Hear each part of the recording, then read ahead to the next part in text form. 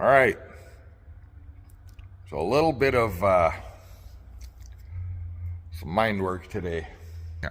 So if you go back about 9 months ago, 8 months ago into my YouTube videos, you'll see that there's a couple videos where I'm running the seeder.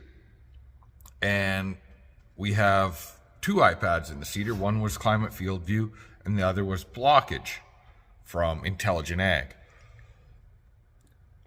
I really like where those are placed. I actually have the same, this is the same mount as on those. And I was thinking, oh, I could just do one to, I want to put this switch box right below. I was thinking something like that for, obviously a little bit of a gap. But from what I gather, talking with a couple of neighbors, is that all of the Vaderstad stuff runs with the icon or the iPad in portrait mode, which I don't quite love as much, but I'll learn to get used to it. So we're not going to use this old Climate Field View setup. We are going to use the ones that Seedhawk sent. I have the exact same ones in the combine. All right, so we got this guy in, and I'm going to want it to sit kind of like that. Bit of a gap, because I need that USB-C connector. So what I think I'm going to do is make a plate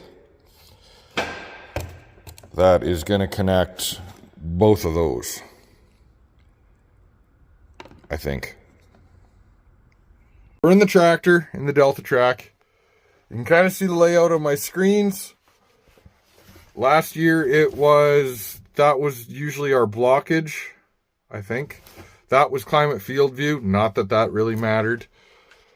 GPS, tractor computer, camera, and last year we had the loop controller for the old Seedhawk. Now, the new Seedhawk, all the controllers except for a switch block are tablets. Or they're actually, no, I don't have them in here. They're iPads. The big thing we got to do is figure out how we want to mount things for a little better layout. Now, I don't dislike where this camera display is, but truth be told, I don't absolutely love it either. All the iPads last year were landscape or horizontal mounted. The new Seedhawk has 2, if not 3 iPads, I heard. Not that I'd necessarily want 3. And they sit in portrait mode. So I'm trying to figure out where to mount everything. The one I do want handy has this switch box. And I'm trying to figure out where I want to mount it so that it's pretty simple access. And if I'm being honest, I really like it the best where that screen is. And I would like to move that screen just kind of over here some. And so we're going to play with some configuration here a bit. And you can see I just made a plate, put my RAM mount on it. And yeah, it's heavy. I definitely overbuilt it. I don't like things bending or flexing or vibrating. So I took one of those long arms, obviously took off the computer that was there, and I just mounted this. And if I'm honest, I'm really happy with where it's sitting. Feels a tiniest little bit flexible. Oh, duh. I had to loosen off 2 bolts underneath. That's why. Yeah. Just to get the cable out far enough. Minor, yeah. So I'm really happy with the location of this switch block here.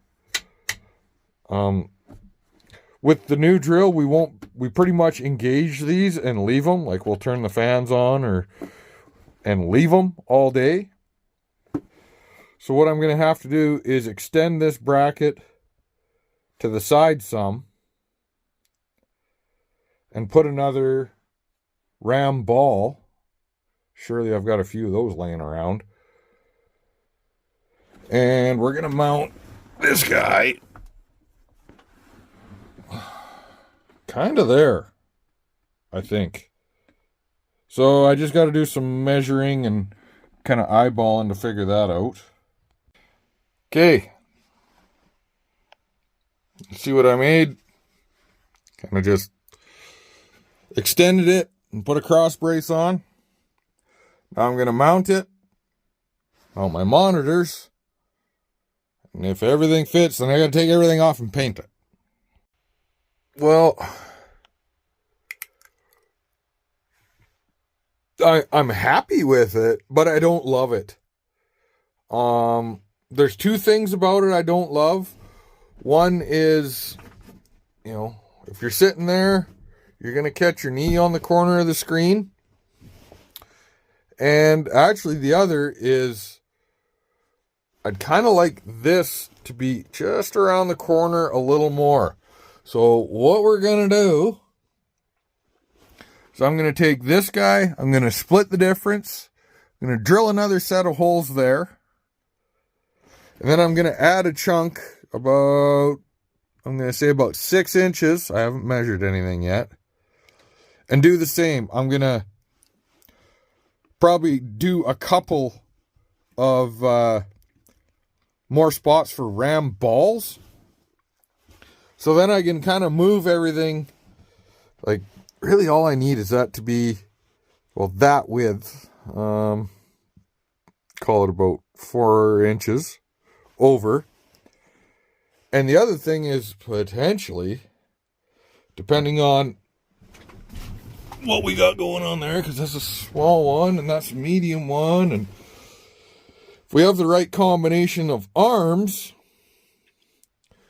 we might be able to mount that one kind of up behind it too. Well, we got her built and drilled.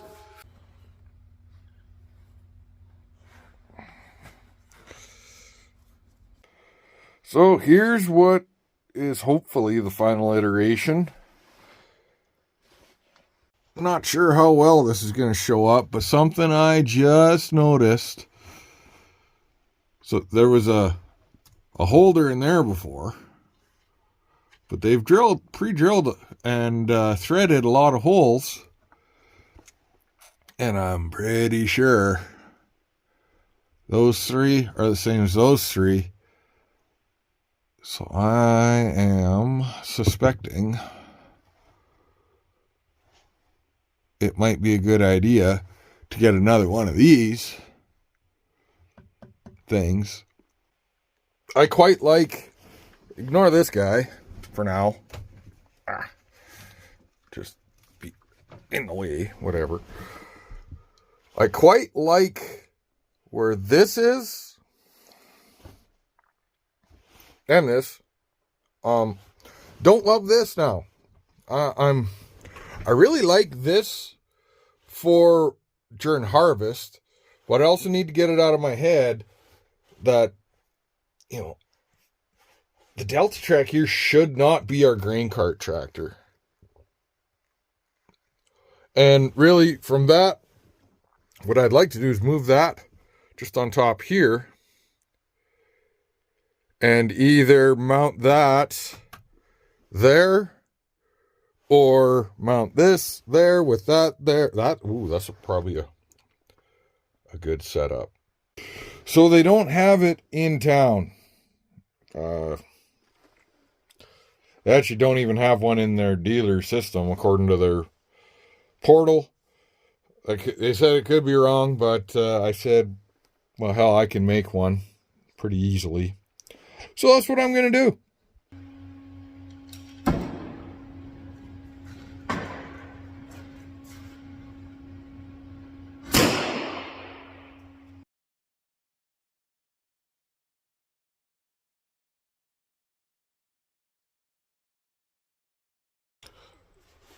Well, slight change in plans, but overall, I'm really liking this setup.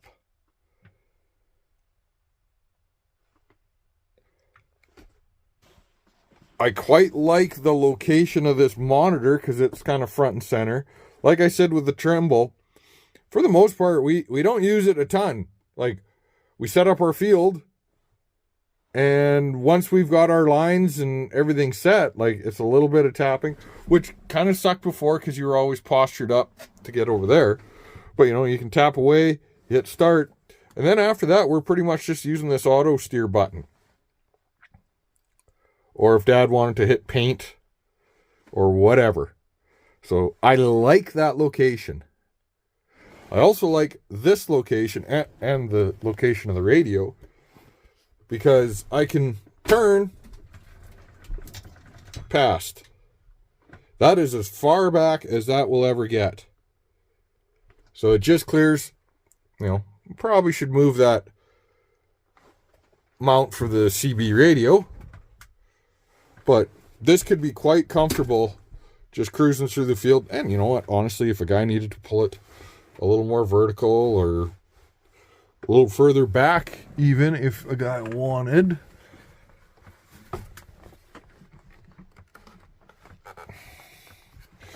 you know, you wanted to, that's obviously crooked, but you want to pull it nice and far back, like, that's a pretty good location. It kind of sucks for the auto steer button, but you can really adjust accordingly. So I like where this is. The only issue I have is I gave it a little too much gap there. So I gotta re-drill some holes and zip a little bit off. Drill those holes, cut, and I'm gonna extend this guy back. I think I'm going to do 2 of them, maybe. Or, I don't know. I'll figure it out. But what I thought would be really nice is if this would be just a little bit lower. At least then it wouldn't be so shaky. It's not terribly shaky to begin with right now. But if I could get it, I know it's minor, but I could put the 3-inch ball mount on. It would be shorter, a little more compact, and it's just, like I said, it's just too close right now that if you go to shift, your knuckle hits the screen. I don't like that. So I think we're on iteration number 4 on that. And then over here, this guy's just iteration, this is the side mount, iteration number 2, because I had to shorten it. But this guy has been on about 4 times just to get the location of the bends and the position of the radio and that kind of stuff right. And then this guy was pretty much iteration number 1. It went actually scary good because I got that overlap perfect. Like, I gave myself a 1/4 inch or better. I think it was, I did the measuring and I think I said, oh, we'll measure on the fat side of a 1/4 inch for error, and that's all I got. And I also missed painting a corner of that. Well, I'm pretty happy with how things are laid out here. Tractor controls, camera, GPS, and seeder controls. Now, this isn't going to be here all year. If we want to go and hook onto the high-speed disc or onto the grain cart, we can just yank that guy right off. That's fine. Still got the radio. If a guy wanted to, you can kind of move it forward or further back.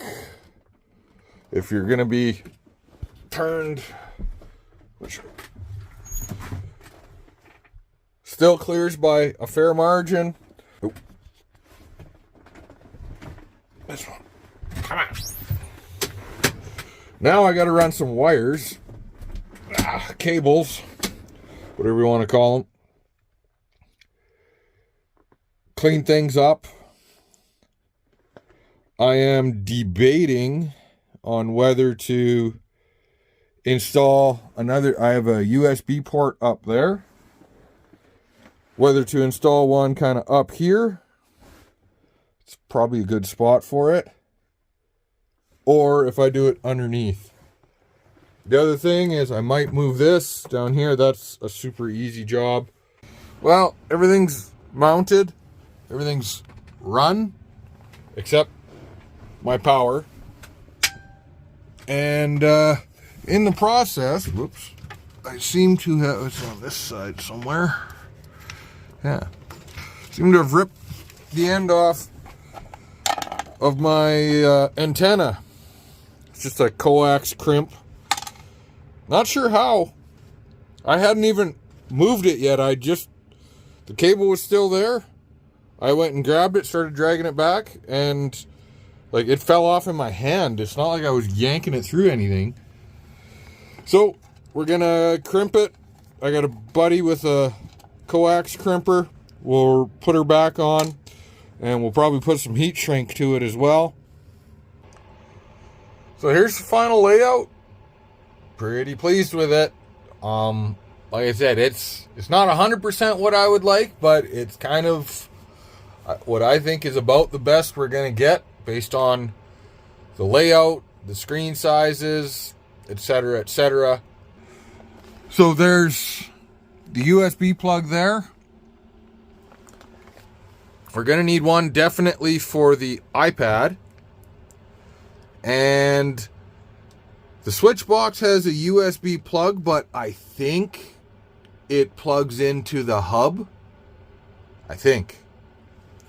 It could, I know they call it a Bluetooth one, so it could need power as well. So if it does, then I've got to cut a bunch of zip ties because I've got it strung down there. It's not the end of the world. I'd probably have to cut about 8 zip ties or 10 just so that it could plug in up there. If not, probably be the operator's phone just so that we're not having anything sticking out over there.